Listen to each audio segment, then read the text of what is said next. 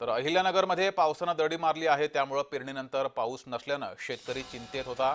पेरलेलं पीक वाचवण्यासाठी शेतकऱ्यांची धडपड सुरू झाली आहे। खरीपाची पेरणी केली, मात्र पाऊस आला नाही, पाऊस बरसला नाही, त्यामुळे शेतकऱ्यांची पेरणी वाया जाण्याची भीती शेतकऱ्यांना होती।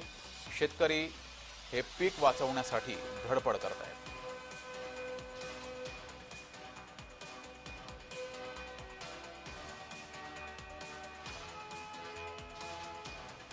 तर नागपुरातही मुसळधार पाऊस बरसलेला आहे। नागपुरात गेले 5 ते 6 दिवस पाऊस नव्हता, त्यामुळे शेतकरी चिंतेमध्ये होता। मात्र आता मुसळधार पाऊस नागपूरमध्ये बरसलेला आहे।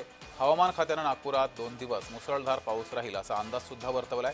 त्यानंतर आज दिवसभर नागपुरात मुसळधार पाऊस बरसलाय।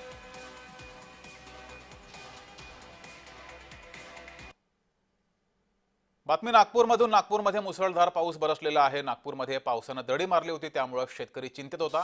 मात्र अखेर दमदार पावसानं नागपुरामध्ये हजेरी लावली आहे। मुसळधार पाऊस नागपुरात बरसलाय, त्यामुळे शेतकऱ्यांची चिंता मिटलेली आहे। शेतकऱ्यांच्या चेहऱ्यावर आनंद सुद्धा बघायला मिळाला।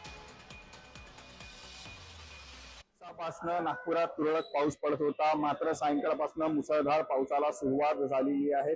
सध्याच्या घडीला नागपूर शहरातील मध्यवर्ती भाग, सीताबर्डी या परिसरात या ठिकाणी जर बघितलं असेल तर चांगली बॅटिंग व इतर ठिकाणी शहरातील सुद्धा चांगली बॅटिंग करायला पावसाने सुरुवात केलेली आहे। हवामान खात्याने भंडारा, गोंदिया, नागपूरला येलो अलर्ट जाहीर केला होता आणि मुसळधार पावसाची शक्यता वर्तवली होती। तोच खरा भविष्य एका अर्थाने हवामान खात्याच्या व्यक्त झालेला आहे। त्यासोबत यवतमाळ असेल, वर्धा असेल, चंद्रपूर असेल या ठिकाणी हलक्या स्वरूपाचे पाऊस पडेल अशा प्रकारची शक्यता वर्तवली होती।